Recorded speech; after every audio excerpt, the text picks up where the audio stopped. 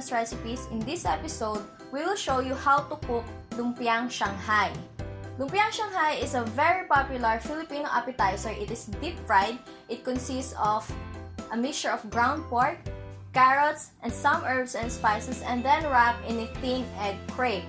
Now, Lumpiang Shanghai is popularly served on birthday parties, reunions, and holiday celebrations. And it is because it's bite-sized, it is fried, and it is not messy to eat, and it can be prepared ahead of time. Although Filipinos call it Lumpiang Shanghai, it is not from Shanghai. It is actually brought over by the migrants of Fujian, and it is of Filipino-Chinese origin. Making a Lumpiang Shanghai is easy. What we will need to do is to get a big bowl to serve as your mixing bowl,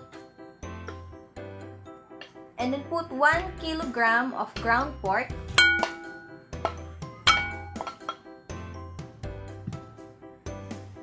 add half cup of yellow onion. I recommend using yellow onion instead of the red one because yellow onion have a much lighter taste. And then we will add 1 large carrot minced, which is approximately 1 cup, and 5 cloves of minced garlic.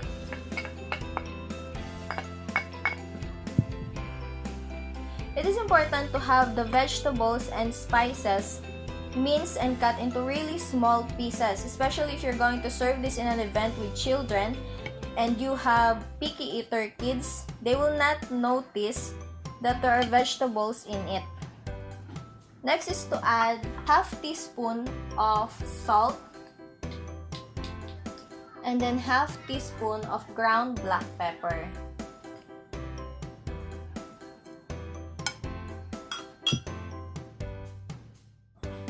And then 2 tablespoons of soy sauce.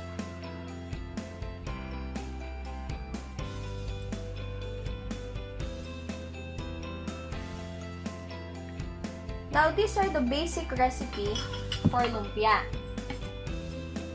Lumpia is a really versatile dish, and you can substitute the ingredients easily. For example, instead of using pork, you can substitute it with chicken, beef, or even fish. Although the cooking time may vary and you may have to adjust the seasonings. And also, you can use fillers such as water chestnut to increase the volume of your lumpia recipe. And you will not have to use so much pork. You can also include vegetables such as green peas, and you can also add cheese. To improve the flavor of this Lumpiang Shanghai recipe, I will add 3/4 cup of roughly minced parsley.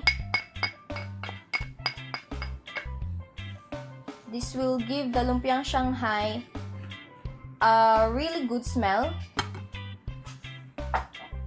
This will help the Lumpiang Shanghai to be aromatic. And I will also add half teaspoon of all-purpose seasoning. Make sure that you are mixing it well and all the ingredients are incorporated. Filipino Lumpiang Shanghai is different from the traditional Chinese spring roll because the wrapper we use are much thinner than that of the Chinese spring rolls, and usually Chinese spring rolls consist of mostly vegetables. The next thing to do is to wrap the mixture in a spring roll wrapper. What I have here are 6 inches square wrappers since I will only be making bite-sized pieces, but if you want bigger servings, you can get the bigger size. The next thing to do is to separate each wrapper individually.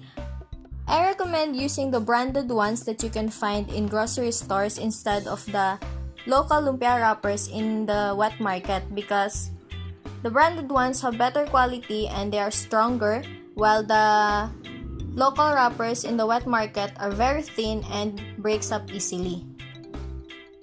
After separating the wrappers, what to do next is to rotate it sidewards. It should be diamond in shape. And then put the fillings. Since I am using a small wrapper, I will only get 1 tablespoon of the filling.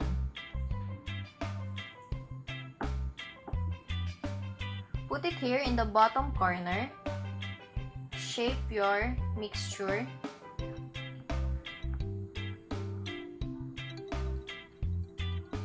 And then wrap it with the bottom angle.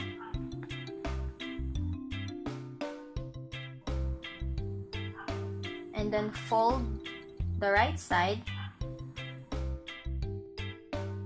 And then the left side. And then roll it all the way across. To seal the wrapper, I will be using water and cornstarch mixture. You can also use scrambled egg or just water.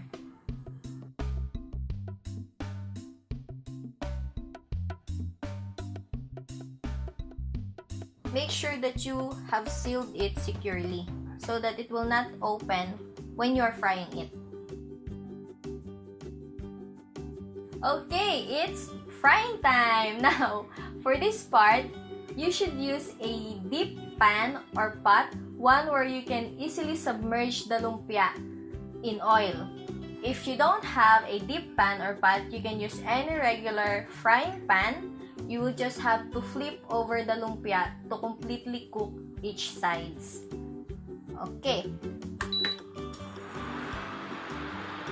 First is to pour the oil in the pan.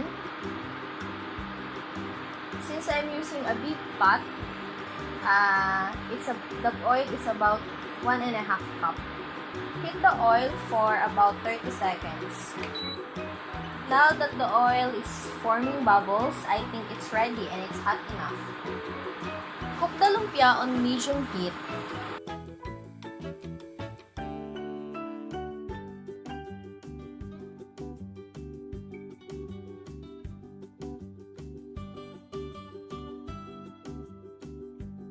And flip the sides as needed. By the way, for those who are watching, don't forget to like and subscribe our channel. And if you want the written ingredients and procedures, you can find the link in the description box below.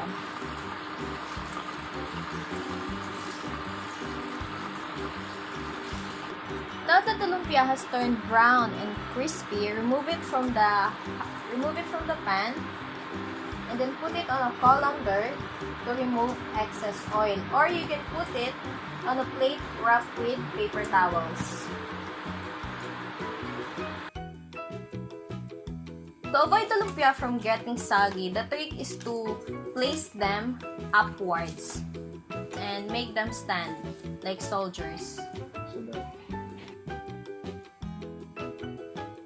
And that's how you make your Lumpiang Shanghai, everyone. And just serve it with your favorite dipping sauce. You can use sweet and sour, mayonnaise, ketchup, or just the plain vinegar.